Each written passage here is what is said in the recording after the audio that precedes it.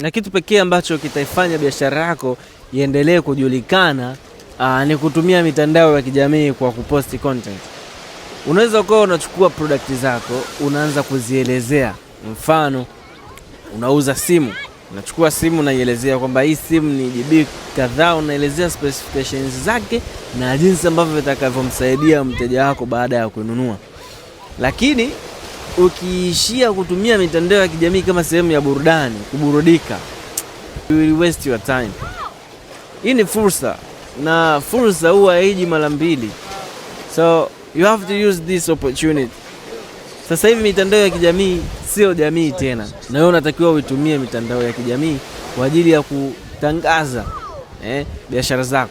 Unakuwa na akaunti kwa ajili ya kuchat na marafiki na vitu kama hivyo, lakini unakuwa na akaunti nyingine kwa ajili ya biashara, ile inakuwa mahususi kwa ajili ya biashara.